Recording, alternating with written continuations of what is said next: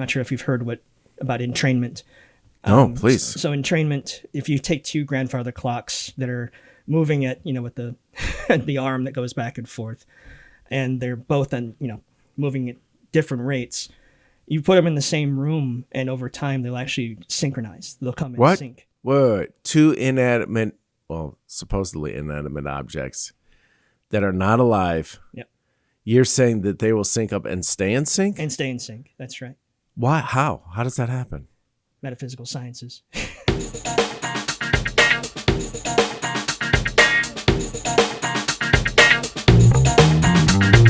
Welcome to the Rhythm of Life podcast, where we explore the deeper patterns that shape our minds, bodies, and lived experience. I'm Steve Wardauer. In this episode, we're diving into something both ancient and scientific: sound healing, frequency, and the way vibration literally shapes how we feel, think, and heal.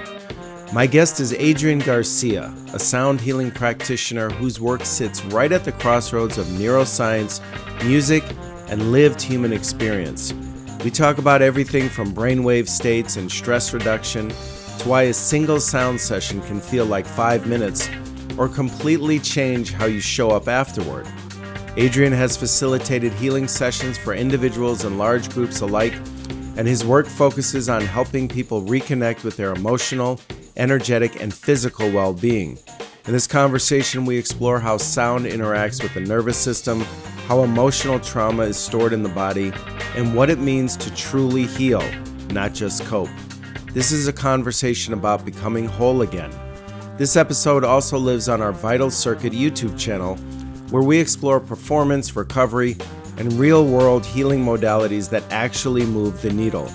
Whether you're skeptical, curious, or already deep into meditation and frequency work, this episode invites you to slow down, tune in, and feel what happens when the noise drops away. Let's get into it. Oh, excellent. Well, thanks for being here, Adrian. A neighbor of mine who I've recently gotten the chance to know you and get to know you, and my introduction to you was you did a sound healing in our parkway not too long ago when it was warm out. Now it's really brutally cold out in Chicago, which I'm never going to get used to. But you were gracious enough to do a group sound healing session, and it was so peaceful. And what was really striking to me is there were about 8 or 10 of us, I remember, and one of the people in our neighborhood, Jimmy, who's a big, burly man's man, who I didn't really think would be into it, was really taken with it. And I noticed that specifically, how he was joyous after, and he seemed more at peace after that session than I had seen him in a long, long time. Could you speak to just what is sound healing and how does it work? I mean, how did what you did with the instruments have such a profound effect on him? If you could just give us the broad strokes of that. So sound healing is basically using sound to help bring calm and relaxation to the body. Okay. There's a lot of different modalities that go along with it. What I use the sound for is to actually reduce cortisol levels. Oh. So to bring a sense of calm. So I don't, especially here in the Midwest, I try not to bring the woo-woo into it as much. Okay. So it's a little bit more receptive. People are a little bit more receptive to that. Okay. And how would you define woo-woo? Because I hear this term bandied about a lot, and it gets kind of misinterpreted in a lot of different ways. What does that mean to you? To me, supernatural. Okay. It goes into the spiritual realm, which some people you're not really that receptive to. But what's cool about sound healing is, especially these days, it's starting to boom. A lot more people are actually really tracking with sound healing. Oh. Just like they did with yoga. Yoga is one of those things that, people get healed from. They stretch, they find meridian points, they find ways to heal themselves. Now sound healing is like even though it's been around for hundreds and hundreds of years. One of the first instruments was the drum. Okay. I should say before that would be people using their voice, Okay. making flutes out of, bones and things like that. So these types of instruments are sacred, and they've been around for a long time, and people have been using them to bring about changes for the person. But the thing about sound healing from my perspective and some of the ways that I was trained is that the practitioner is not doing the healing. The practitioner is just creating that space. So you're creating a sacred space for everyone that's there. And you're giving them that time to lean into whatever is causing them issues. And with that, they find their own healing. So, so that you're creating a space for them to be the catalyst for their own healing. that's right.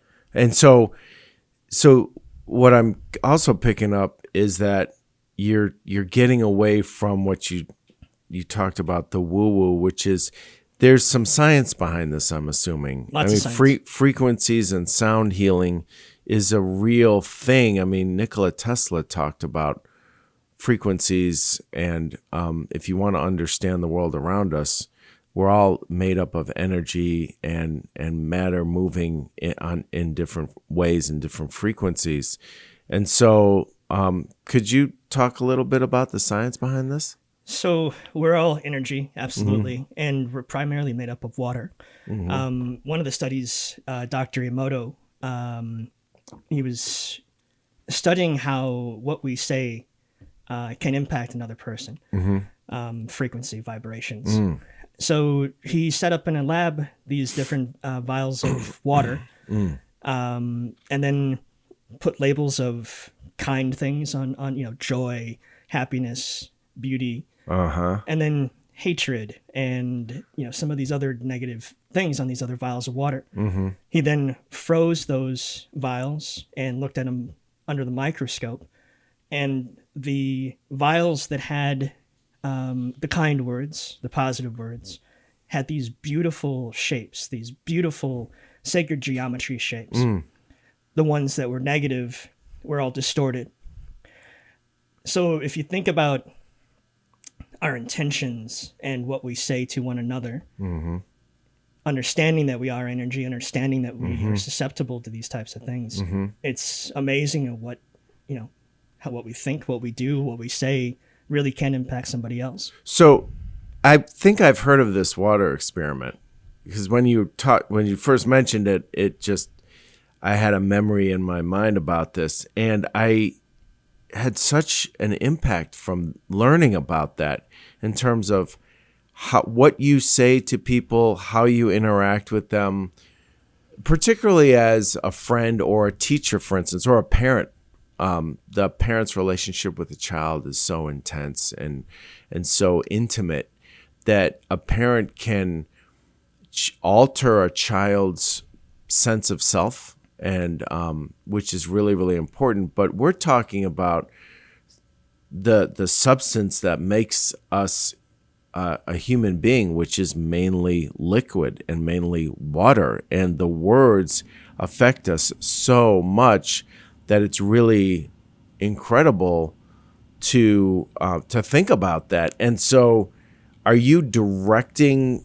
So by what you're doing is, I guess, creating as positive an environment as possible for people to embark on their own healing. Is that somewhat accurate? Yeah, that's accurate. Jonathan Goldman talked about frequency plus intention equals healing. So it's about the practitioner's intention. So making sure that, the intention that is set is about love, and it's about wellness, relaxation, wishing the best for your neighbor, and then using the frequencies.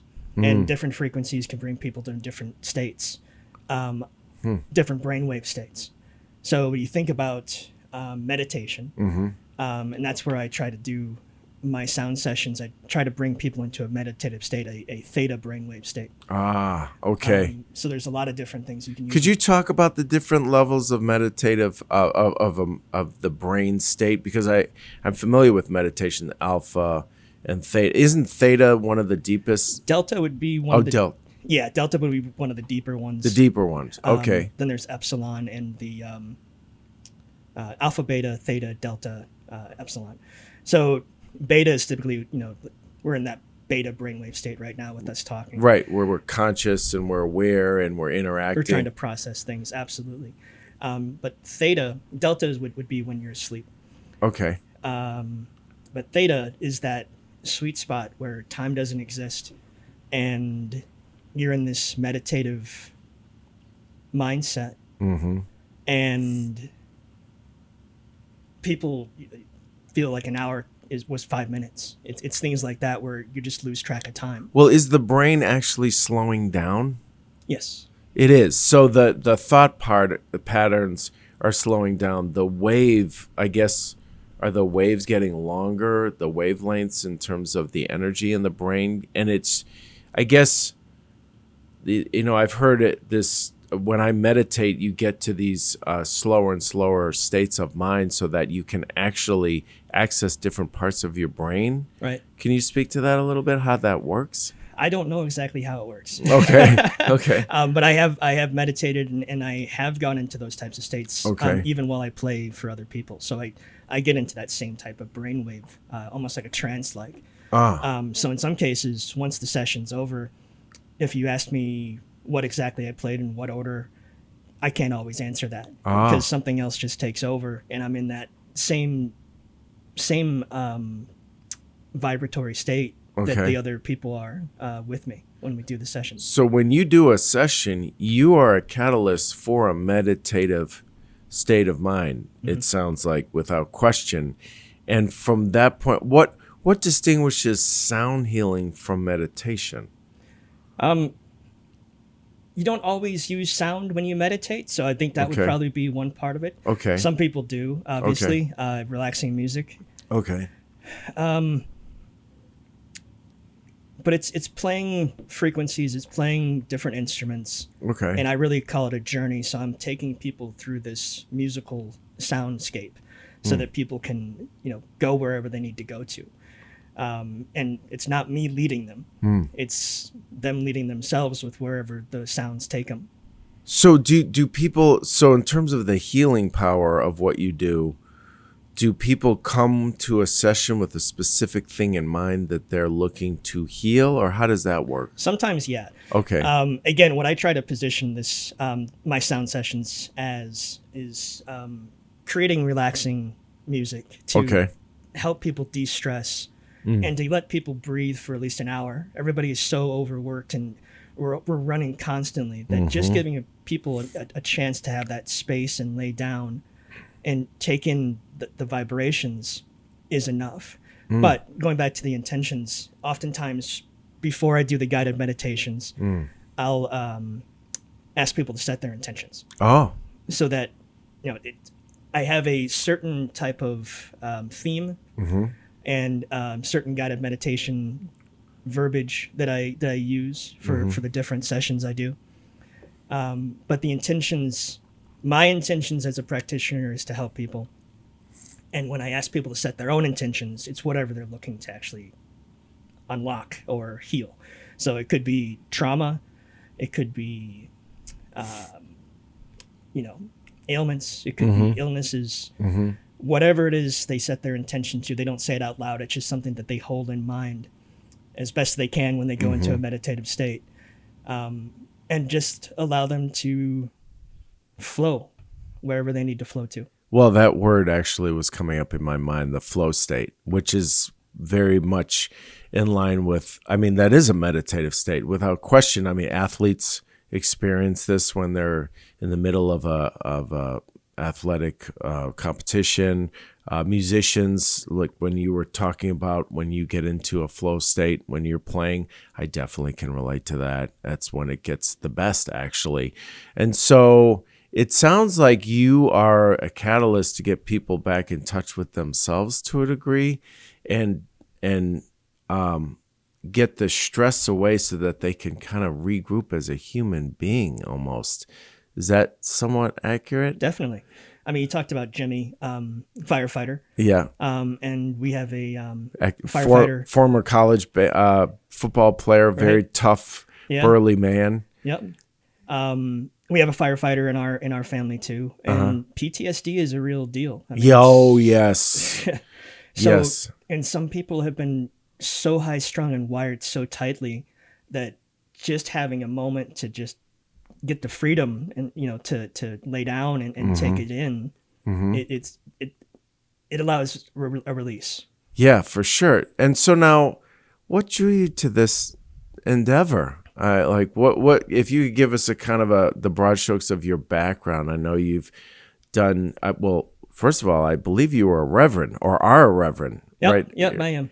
Okay, I'm an officiant. Yep. What is your general background, and how did you get drawn to this type of work? Yeah, so that's a long story, but I started taking keyboard lessons when I was 5 years old. Okay. Then I switched over to violin and then moved into guitar playing. Oh, wow. And I wanted to make money. Oh, okay. And I got into the corporate world. I became a executive technical professional. Okay. And I did that for probably 20 years. Okay. And then COVID happened. Okay. And I was let go. Couldn't find work in my field. Actually, any of my field. So IT, human resources, coaching. I'm also a certified life coach. Oh, okay. I couldn't find work. It was terrible during the pandemic. And I reached a great depression at the end of 2022 where I didn't know what I was going to do. So then I stepped back, and I remember as a kid being really interested in metaphysical sciences. So crystals and stones and making dream catchers and medicine bags with my uncle, who really embraced our Native American heritage. Oh, and for our audience, how do you define metaphysical? Everything that's not physical, some things that you can't necessarily see. So spiritual to a degree? Okay. Absolutely. All right, go ahead. So I then started searching for universities that I could expand my horizon and try to figure out what exactly in the metaphysical realm would be most appropriate. And I found this school, University of Metaphysical Sciences, and it gave me this huge spectrum of modalities that I could investigate and see if does that look like me? Does this look like me? And I came across vibrational healing, essentially sound healing. And from my musical background, the two just felt like they just fit.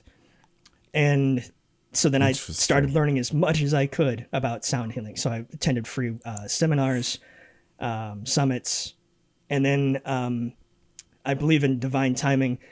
An inaugural sound healing program came about from the Shift Network, and it was a 14-month intensive training on both the science as well as the practical application of using sound to help people. Okay.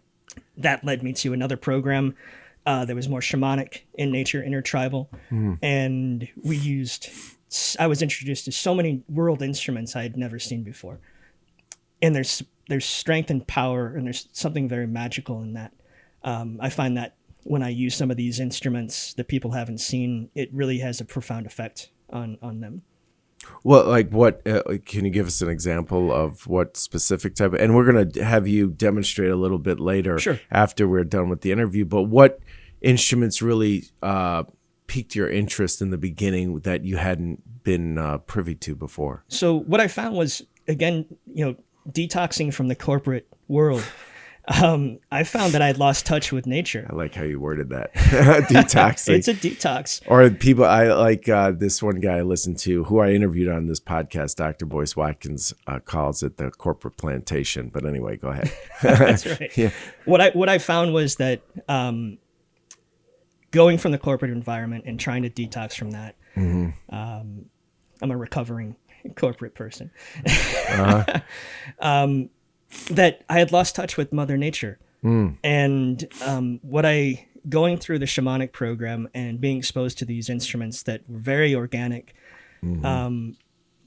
I felt drawn to them because they had that earthy type of quality to them. Instruments that sounded like the ocean or rain or, leaves falling, leaves crunching on your feet, anything nature-wise. So I bought a bunch of instruments that were around that, little bird whistles. So I Okay. can incorporate those into guero frogs. So it sounded like crickets when when I did some of these sessions. Shakers, rattles. A lot of it was, if not all of it, was percussion. It was all percussive instruments, Oh, with the exception of when I discovered the Native American flutes, and that brought in, the breath, the wind, the air element. So, That's- I think did I answer that question? yes, absolutely. I mean, it reminds me of the group Earth, Wind, and Fire. I mean, you're bringing in all the elements here that reminds us of the environment that we all live in, which is a beautiful thing. And it's kind of like what you do is the at the crossroads of science and spirituality. Yeah, that's very well said. I would completely agree with that. And the science of it is very intriguing to me because like you started out saying you wanted to get away from the woo-woo. How do you describe this to people in terms of the benefits to them without having them think this is just some kind of esoteric nonsense that is a waste of their time? How do you language that? So again, I frame it as I want to create a relaxing, peaceful environment for you, and I Okay. try to leave some of those other things out. So I could go into the scientific route and talk about brainwave states. Some people have asked questions about why does this 1 hour feel like 5 minutes, and I get into some of the brainwave states, the theta, and there are tons of benefits. And peer-reviewed articles that talk about the benefits of drum circles. It shows that using drums within a nursing setting can help retain staff. So if you think about this in a broader perspective, corporations, if they brought a sound healer in or a sound practitioner into their office, help their employees out, maybe they'll actually have a better chance of retaining them. That's so funny to think about a corporate environment bringing this type of a situation in with these type of instruments, but that has happened. It hasn't happened to me yet, but I haven't tried. I haven't looked for it. But somebody has done this. I'm sure. This has happened. Yep. Wow, that's really interesting. And so you think that will foster a more positive environment? Is that generally what would happen? I would imagine it would. Yes, I completely agree. I think it would. Yeah, that's amazing. And so drum circles I think correct me if I'm wrong, but logically there would be an energy exchange between the people that are in the drum circle. And there's some sort of a group energy. And how does that play out? I was going to ask you this, and then we can come back to the dynamic you were mentioning before that you wanted to touch on in our Parkway earlier. But how does a group session differ from an individual session? Are there individual sessions for sound healing? I would imagine there are. Sure. So there could be one-on-one sessions using tuning forks or therapy harps, things like that. Group sessions, going to the drum circle that you were talking about, you're in a community. You're coming together as a group, and you're in that same rhythm, and it creates a. I'm not sure if you've heard about entrainment. Please. So entrainment, if you take two grandfather clocks that are moving at with the the arm that goes back and forth, and they're both moving at different rates. You put them in the same room, and over time, they'll actually synchronize. They'll come in sync. Wait. Two supposedly inanimate objects that are not alive. Yep. You're saying that they will sync up and stay in sync? And stay in sync. That's right. Why? How? How does that happen? Metaphysical sciences. Seriously? Right. Now I've heard of human beings, particularly with women, for instance. Their monthly cycles will start to sync up if they spend more and more time with each other and they start living together. I've heard of that, but I've never, ever heard of inanimate objects syncing up in this way. And this is a real phenomenon. Oh, yeah, definitely. You could Google entrainment with grandfather clocks, and you can get the information about it. The thing about... and so that plays itself out in a group setting, a group sound healing? You're all getting into that same state. You'll see it at parties too. You could walk into a party and, maybe there's, some people might be a little, apprehensive of getting out and talking with other people. Sure, yeah. Over time, though. That's why people smoke cigarettes. Right, never sure. alone with a cigarette. Or drink or whatever it is. But what I've seen is some people can impact the mood of the group, either positively or negatively, and entrain everybody into that particular type of mood. So That is for sure. Yes. Wow. I didn't even think about that. And so you wanted to get back to the group dynamic that we had in the Parkway in terms of nature and things of that nature. What did you want to talk about? Well, first off, I found it I found it so rewarding. I remember walking past George Street with my wife and seeing the bands play. And I thought that was so amazing. I loved the idea of coming together as a community and creating this type of vibe. And you're referring to the Georgia Palooza, the concert that we started because we were losing our minds during the pandemic. Right. So myself and another neighbor, Justin Baller, and my wife Christina, we really organized and put together a concert of about 4 or 5 bands, and it was an incredible coming together. It was, I'll never forget how grateful people were. And so go on. So you saw that. And it was beautiful. I mean, that was exactly, I loved the whole vibration. I loved the whole concept. And later, when I was going through my program, one of my teachers, Joshua Leeds, he touched on something called sonic activism. And that means going out to communities. It means going to, it could be assisted living. It could be going to war-torn countries and bringing that music, those vibrations to those people or to the people. And that really struck me. It just got my mind moving around. And it's like, why not do a free community sound that like you guys were doing from a concert's perspective, but from a sound healing perspective, a little bit different, creates a different type of vibration. Yes. But then if you speak in Musicians Without Borders is another interesting organization. So that's something that people, can be part of, and it's amazing. The other area that I'm really interested in is using sound to heal or help our environment. So this could refer to help healing our oceans, animals in captivity. So you imagine going to a shed aquarium or going to a zoo and playing for the animals, or using sound to help generate root growth and nutrient absorption in our crops. So to help benefit our plants. There was a book that was written a long time ago, or not that long time ago, but The Secret Life of Plants. And they were able to find how... Is it The Sacred Life or The Secret Life? Secret, yeah, Secret Life. The Secret Life of Plants? Yep, Secret Life of Plants. That was the name of an album by Stevie Wonder. I'm not kidding you. And it was a very off the beaten path type of sound for him. Just as a digression, I was a really young boy, and I went into Woolworths and I found this double album for on the clearance rack. And I'm like, oh, Stevie Wonder, I've heard of him. And he's one of my favorite artists.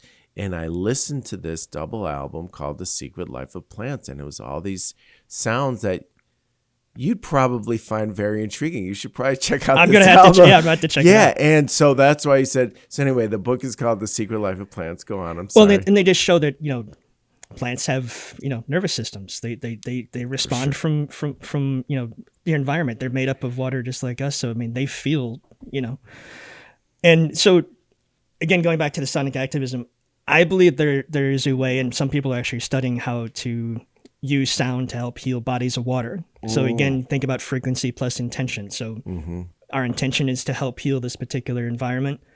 We use the frequencies and it should help. So I think of it as a bigger... Has there been any quantifiable evidence to show that it has helped and it can really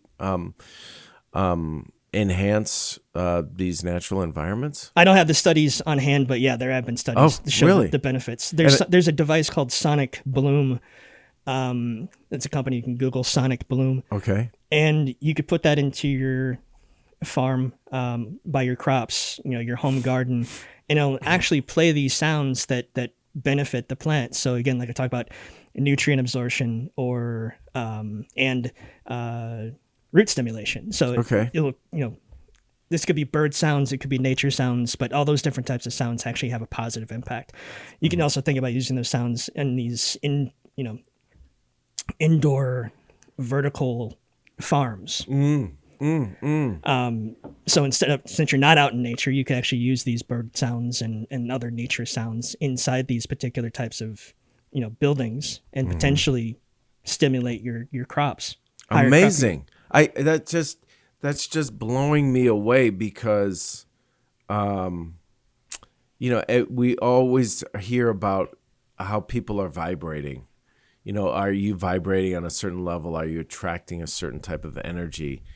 And, I can tell when I'm in a certain mood, and if you want to call it vibration, you kind of get what you put out there to a degree. And that's why people oftentimes will meditate in the morning or do a practice of gratitude so that they're vibrating in a certain way. And it seems very logical to me. It doesn't seem so out there, as we discussed in the beginning of this interview. It seems extremely logical that it's energy and we're vibrating light, water. I heard about this experiment where people had spoken to plants in different ways. And it was amazing. And the plants that got harsh talk didn't do nearly as well as the plants that had loving things said to it. And what struck me as intriguing with what you mentioned before, there were like labels put on different, I think either plants or water. Water. And so what's interesting is how would the water know that those words were either bad or good? Water can't read, but it would be more believable for me if water reacted based on the tonal quality of what somebody was saying to them. But the words on the glass or whatever the water was contained in, that blows me away. How does that work? Well, we're all energy and we're all connected to everything in our environment. So maybe the energy someone had when they put it on there and they knowing and that got transferred. That goes to the intention, yeah. I remember when I was going through my coaching program, we had to write something down on a piece of paper and hold it and walk around the room with what we had. And it was what our deepest fear, our deepest self-reflection is or was. Some people wrote victim. Some people wrote, some very, self-conscious things. And we had to walk around like as if we were in a party. And I remember the exercise was meant to teach us what the negative self-talk will do to us. So if we consider ourselves a victim, that's going to create a certain mindset. For sure. And it's going to continue to perpetuate itself. So similar to how you would, potentially put a label on a vial of water or a plant. If we do that to ourselves, sometimes we just, we move into that direction. Well, it's interesting because what you're saying and describing, I've been thinking about for years in terms of what someone actually believes in their soul, to the core of their being. And what really struck me, I heard about this experiment that was done, and it was a well done scientific experiment by an actual doctor that had people. It took a group of folks that had Parkinson's disease, half given a placebo, half not. There was no difference between the people that had a placebo when they had their medication versus getting a placebo. They reacted in the same exact way because they believed that the placebo was the actual medicine that they normally take. So when I heard that, it's one thing to hear about your belief and your intention, and it kind of seems over there for a lot of people, honestly. But when you hear something like that, it's hard to deny that there's a paradigm that we are just scratching the surface of. I think science is starting to slowly catch up to what, the human race has probably already known for the longest time. They're starting to be able to prove it. So when we talked about, getting away, like how do I get people into this thing that might be esoteric nonsense, the science helps us open that door. Right. And then it's just understanding the balance of, okay, how far do I want to go on this with the science before we get to the sound? How much information do I need to give you to show that there is validity to this? And I find that just because it's becoming more mainstream, people are talking about it more, and these scientific articles are being put out, peer reviewed, people are becoming more receptive to it. And it's hard to deny it. Not to mention, if you just go through a session, and how do you feel afterwards? How did you feel before? How did you feel afterwards? And people can, the proof is in the pudding. They're Yes. Yeah. And that's the thing. I'm so glad that I was able to, well, you did too. And I wasn't able to make the first one. And I was really kind of frustrated that I wasn't able to make that. And I remember talking to my wife, Christine. I said, please let me know if he does that again. I want to participate. I will make room in my schedule to do that. That's very generous of you to do that. And we were all sitting out in our parkway, which just to give you a little description, it's like a cathedral of trees that used to be a bird sanctuary. It's a very unique place, and just outside of Chicago, in a parkway that's a block long, and there's only one way in and one way out, so there's no through traffic. So it's pretty peaceful. And there are a lot of trees, and that's where we held our concert, the free concert that we referred to earlier called the Georgia Palooza, because we're on George Street. And so you had everybody lay down, and you really set the mood really, really well. And I, went into this meditative state, which was really beautiful and peaceful and calm. And there was a lightness afterward. There was a feeling of joy and a feeling of connection. And I'm telling you, I really noticed it in Jimmy, and I really noticed it in my wife. I had a profound shift in terms of who she was being. Like, her being is what it affected her at her core level, and she still works in the corporate environment, and so stress is just part of the program. And she's already kind of a high-strung person, and I think we balance each other out in that. But I remember distinctly how wonderful it was just to be in her presence, and there was all that feeling of kinetic energy that's oftentimes in her aura was not there. And it was just, and I was observing this consciously afterwards. And she just had this, she was kind of radiating something, and I couldn't really explain it. And I was like, wow, this really, could you speak a little to that, the effect that you see in people? No, it's beautiful. And it was amazing. We actually had 18 people that night. We did? Yeah, we had 18 people. And I mean, it was so beautiful. I usually use nature sounds in my sessions, but we were outside, and I just played right along with nature. So the wind, the cicadas, I mean, it all just became part of the birds. It all just became part of our set. Yeah, different things come up for people. Like you said, for your wife, she was in this kind of nirvana state. Some people do leave blissed out. They're kind of in this, they're just vibing. They're so relaxed that they kind of just stumble through the door. I've had people see relatives when during the journey that I take them on. Some people have gone back to their childhood. Some people come up after the session and they're literally in tears, talking about how profoundly it moved them. So it's everybody reacts a little bit differently. The biggest thing that comes up is wondering how an hour feels like 5 minutes. Where we just laid down. How is this over already? And they look at their clocks and like, oh, no, an hour actually went by. So it's really profound to see how it impacts everyone. Do you guide people to have specific memories or experiences at all? No, some people describe some of the stuff I do as cinematic. So that could create, that it's. I always describe these things as musical journeys, and I actually name my journeys walks. So I always thank people for taking a walk with me. Huh. And like I mentioned earlier that one of the things I was trying to get back to was Mother Nature. So the first one I created was Earth Walk with all these different types of earthy instruments.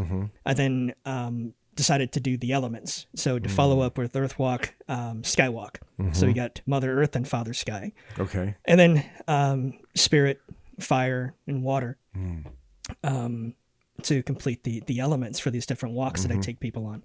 And I designed this set so that when people come in, they're instantly taken into that, oh, this is a place of relaxation. If it was, disorderly, if it didn't have that nice mood, we're visually, are attracted to these types of things. And that as soon as you see it, the aesthetics, people already start to relax. They're like, oh, this is different. This is really interesting. This looks really calm. And that already is the catalyst to start getting people to move into that particular type of state. And so have you, what was your first brush with sound healing? Did you go to a session, and how did that play out? Yeah, so I actually had this Facebook post that popped up. Again, I believe in divine timing, and Okay. It was just so cool. It said, come to this sound bath. I'm like, what's a sound bath? Do I need to bring soap? So it's one of those words that became like, people are knowing what sound baths are now. Right.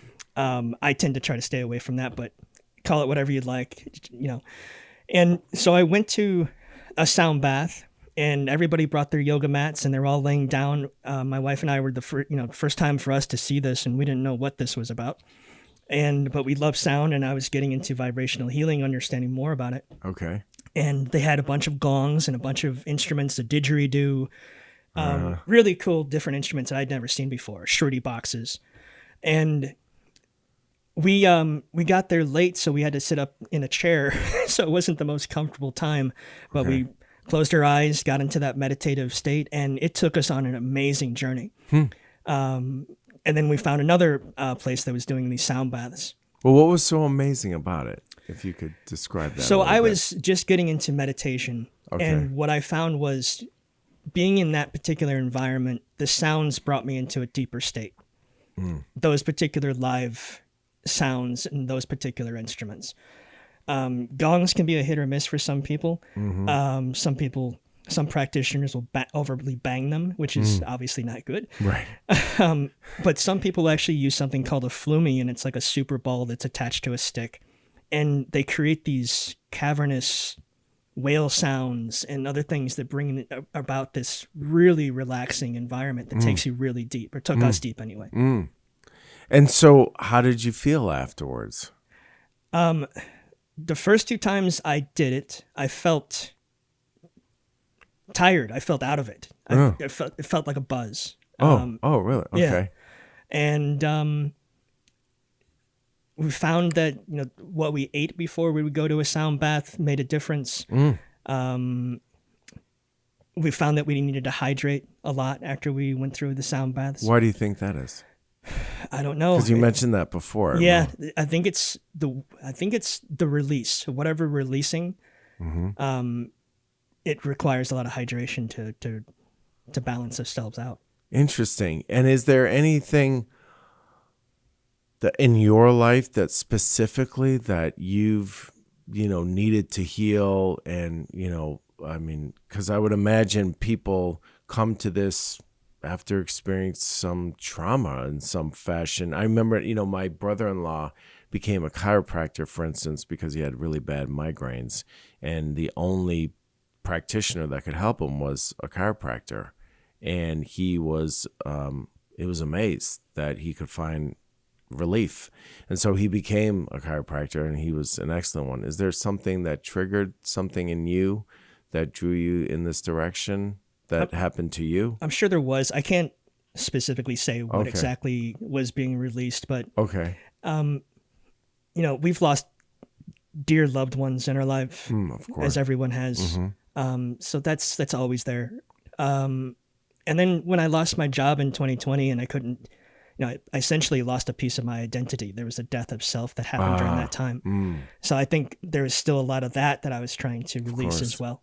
Yes. And so how has that been going since then? Oh, it's great. Every time I do a session, the practitioner gets the healing as well as the participants. I bet. And so, there's so many things going on. There's so many aspects to this. And I'd love to, it's funny. One of the things I wrote down was going to ask you, do healers need healing? And I'm going to imagine, of course they do, because they're human beings. Everybody needs healing. And do you do, like sometimes massage therapists will give each other massages. Do you have a particular sound healer that you go heal with?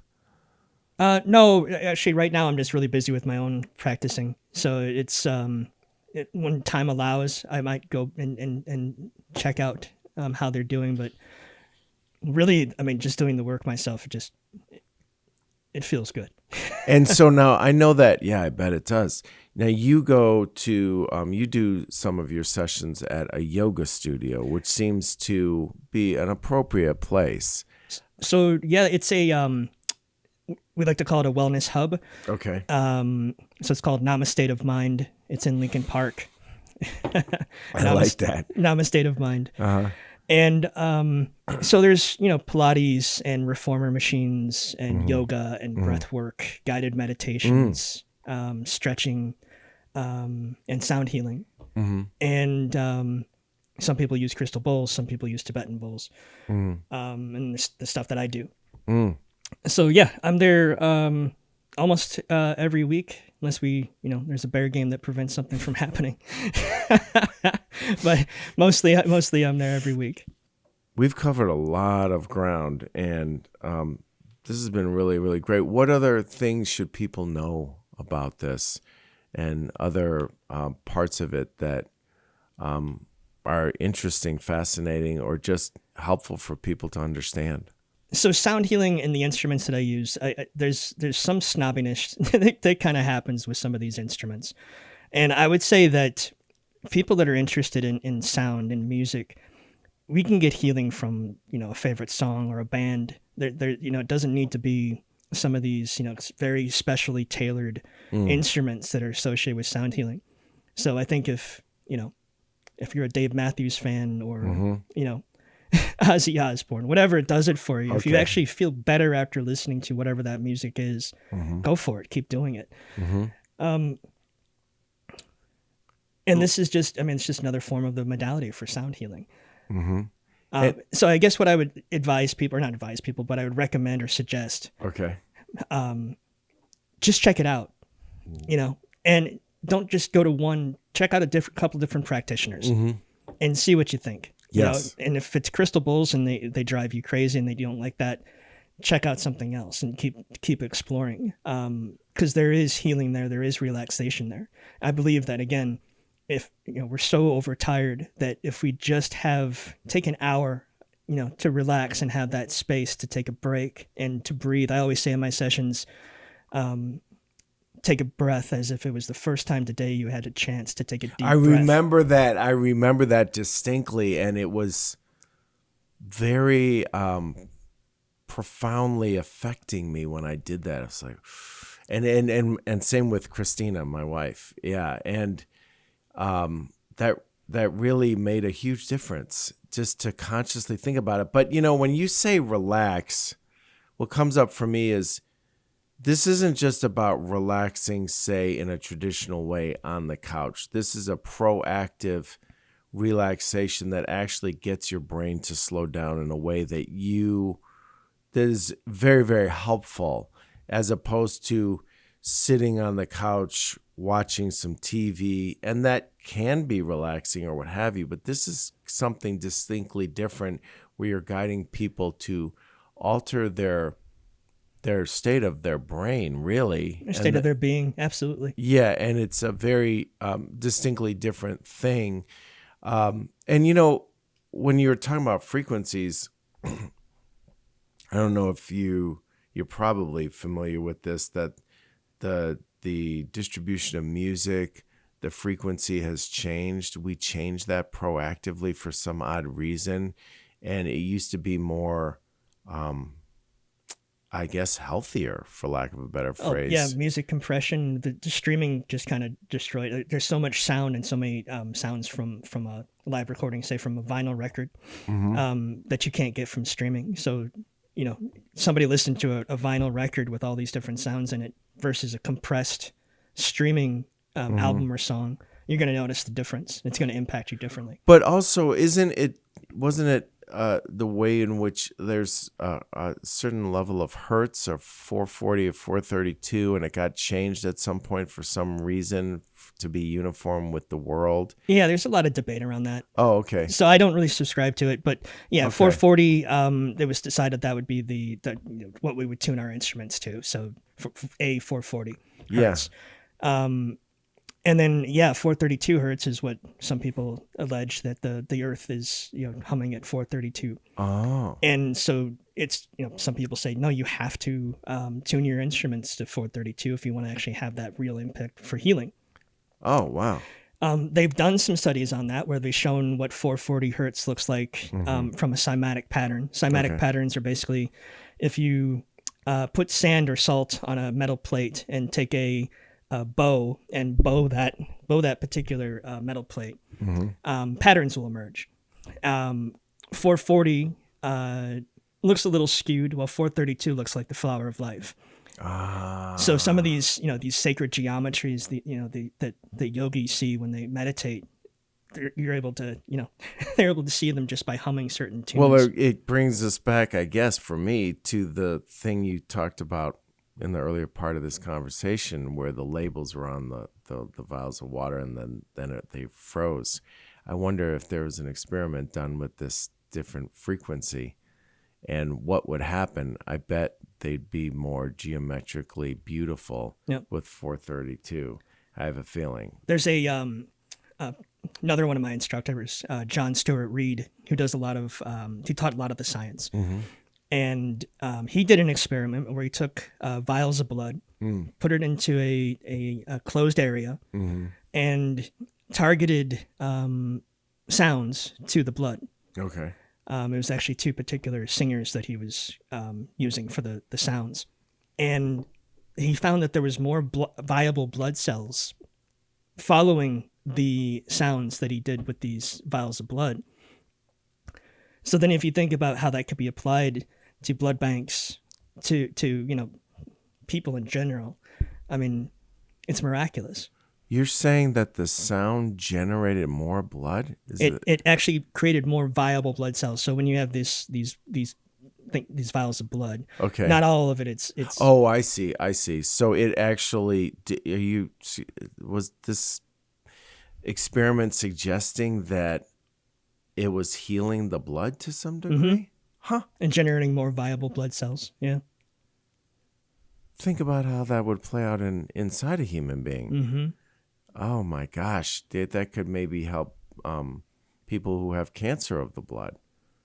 Unbelievable. And those are the studies that are being done now. So that's what's so fascinating and amazing about it, is that science is finally catching up, and they're able to prove the viability, the efficacy of using sound to help people. Wow. And it gets into more specifics. So, we talked about hertz and frequencies. Some people say that 128 hertz is used to help people alleviate pain. There's different hertz that, are associated with the organs of the body. There's a lot. There's a lot that you could go into. I bet. We're just scratching the surface here, but this is a really good introduction. I think this is great. And now you've also brought along some instruments, which we'd love to have you demonstrate if you'd be so kind to do that. Yeah, absolutely. Okay. So if you'd like to just tell us a little bit about the instruments and demonstrate them, Adrian, that'd be great. Sure. Well, this is just some of the instruments that I have. There's a lot. But I always start with the chicapa when I come into a sound session. And what I'm doing is the chicapa is a Peruvian tool just to clean the area and to create sacred space. So we create sacred space now.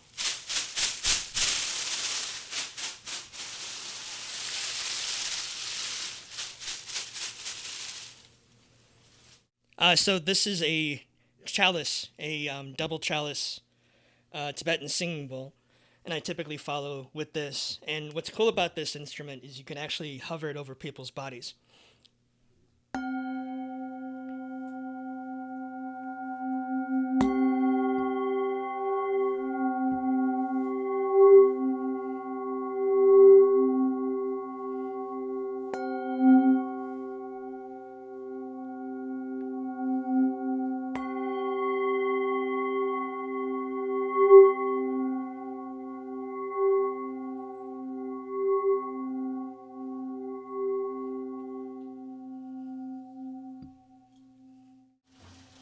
We talked about entrainment earlier, and getting people into that particular theta brainwave state, and this is what's called an ocean drum.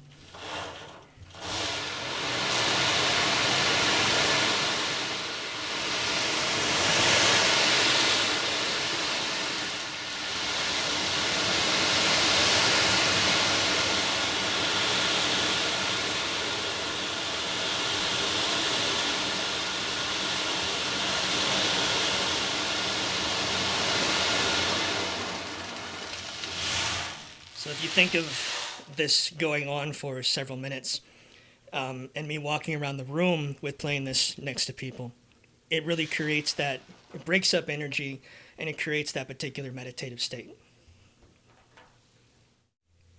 Moving on to the Native American drum, this is a buffalo drum, black earth buffalo drum.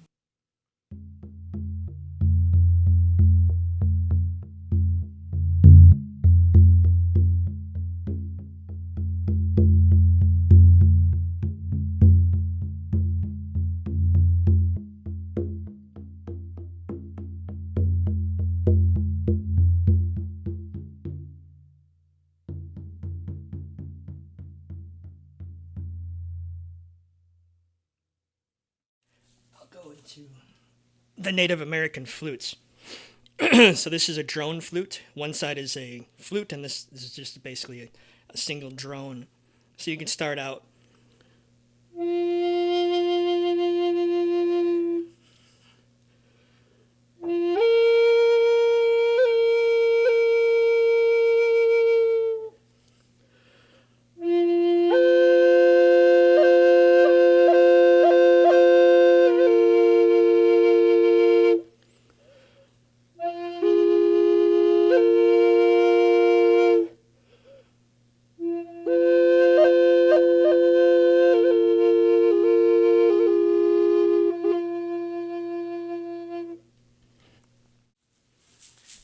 This is a little rattle, and I tend to use this with my hand pan. This is a B Celtic minor hand pan from Axiom.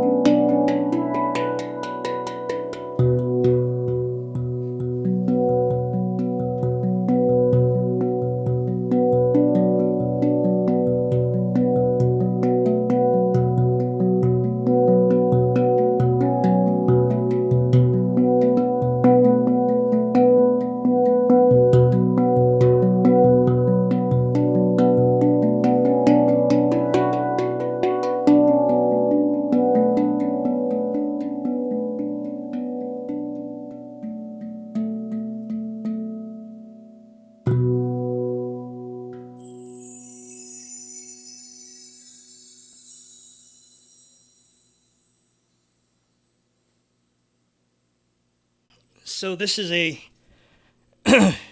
interesting Native American flute. It's actually a folded Native American flute, which is cool because with people with smaller hands, they can actually play a lower Native American flute.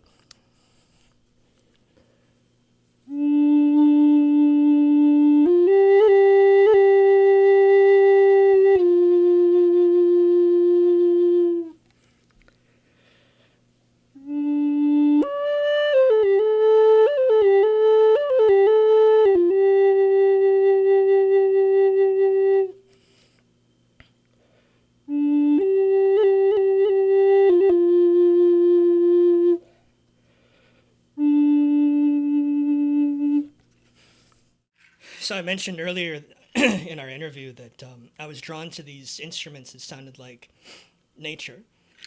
These are seed pods.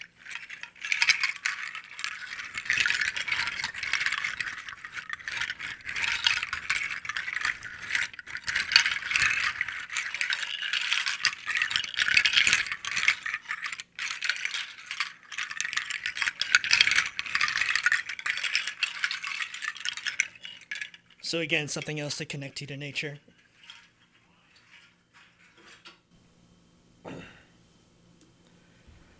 This instrument is a therapy harp. People use these in hospitals. They'll play alongside someone that's sick and trying to heal. Sometimes the harp will be placed on the person's chest.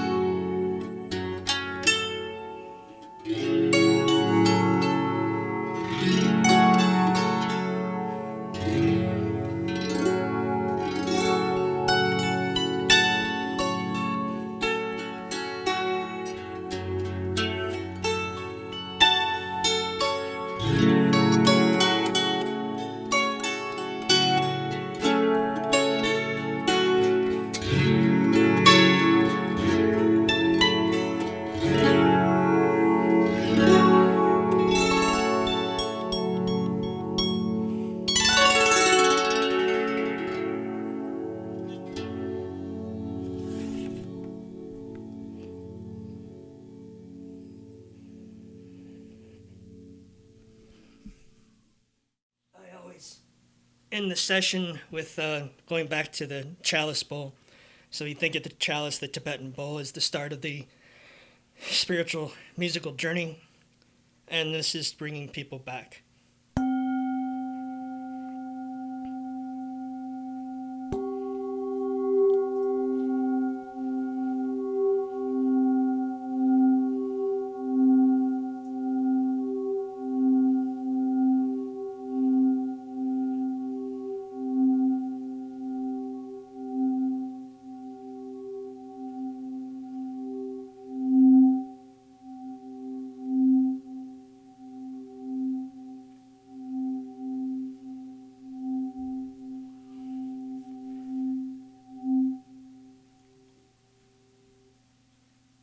I did forget about these.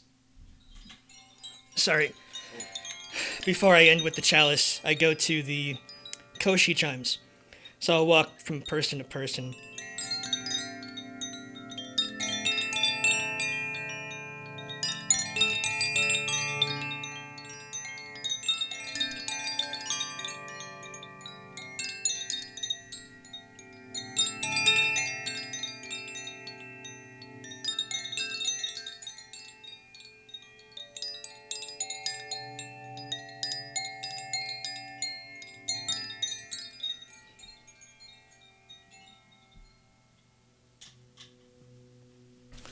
So that's it, at least for these instruments, but there's a lot more out there, especially in my house. Thank you for tuning into the show. If you enjoy this podcast, make sure to subscribe to hear more compelling episodes on Rhythm of Life, and keep an eye out for our upcoming series of how we as a society often incentivize all the wrong behavior here in the United States. We see this in the healthcare industry, the media, and in our educational systems, to name a few of the fields we will be covering. We will also be launching another podcast very soon called Ambiology that takes a look at the left-right political spectrum from a historical perspective. It will be a deep dive into this paradigm that is conventionally thought of as static, but has shifted significantly over time. Ambiology will also examine the significant role public relations, also known as propaganda, has played in shaping perspectives on critical issues in the country. If you have a moment, please leave a rating and review so more people can hear about us, and share about Rhythm of Life on social media, and like us on Facebook. Thanks for listening. I'm Steve Ordauer. This has been a Rhythm and Light production.